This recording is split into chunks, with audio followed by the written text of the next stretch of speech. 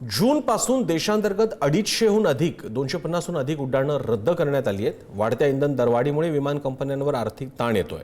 हा आर्थिक तोटा कमी करण्यासाठी उड्डाणांची संख्या कमी करण्याचा निर्णय घेण्यात आलाय। इंडिगो सारखी कंपनी दररोज सुमारे 110 उड्डाणं कमी करणार आहे, तर एअर इंडिया एक्सप्रेस दररोज 30 ते 35 उड्डाणं कमी करणार आहे।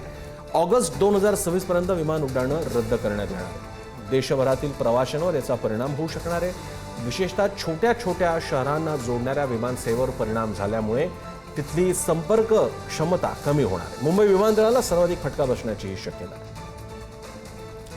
आजपासून नागपूरहून अनेक मार्गावरील विमान उड्डाणाला कात्री लागणार आहे। नागपूरहून मुंबई, हैदराबाद, बंगळुरू, गोवा मार्गावरील उड्डाणांना कात्री लागणार आहे। वाढत्या परिचालन खर्चामुळे विमान कंपन्यांना हा निर्णय घ्यावा लागतोय। नागपूर मुंबई मार्गावर एअर इंडियाच्या सकाळच्या विमान फेऱ्या स्थगित करण्यात आल्या आहेत। आजपासून 31 जुलै दरम्यान विमान फेऱ्या तात्पुरत्या स्थगित असतील।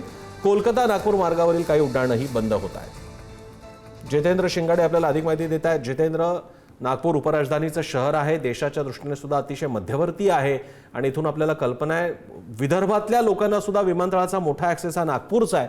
तिथून जर का मुंबई कलकत्तासारख्या महत्त्वाच्या शहरांना जोडणाऱ्या विमान प्रवासाला कात्री लागणार असेल तर काय प्रतिक्रिया, ही परिस्थिती इतकी या अवस्थेबद्दल अधिक काय माहिती?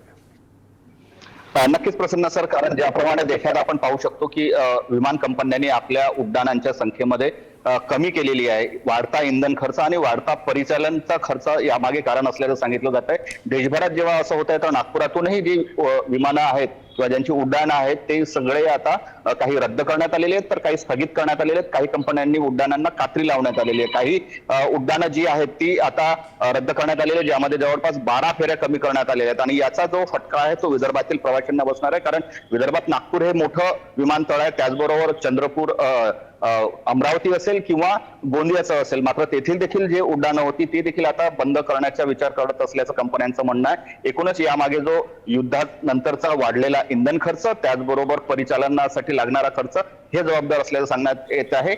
मात्र याचा फटका नक्कीच विमानांच्या प्रवाशांना बसणार आहे, कारण नागपुरातून बँगलोर असेल, गोवा असेल, मुंबई असेल किंवा हैदराबाद, इंदोर असेल, सगळ्या ठिकाणी उड्डाणांची संख्येला आजपासून कात्री लावण्यात आलेली आहे। आणि प्रवाशांना आवाहन करण्यात आलेलं आहे की उड्डाणापूर्वी म्हणजे विमानात बसण्यापूर्वी किंवा विमानतळावर येण्यापूर्वी त्यांनी संबंधित कंपनीकडून आपलं चेक करून घ्यायचं की आपल्या विमानाची उड्डाणाची स्थिती काय आहे। त्यामुळे आता या कपातीमुळे नेमकं आता प्रवाशांचं काय म्हणणं आहे किंवा प्रवाशांना दुसरा पर्याय कोणता उपलब्ध आहे याचाही विचार करणं महत्त्वाचं ठरणार आहे। धन्यवाद जितेंद्र, आपण दिलेल्या माहितीबद्दल।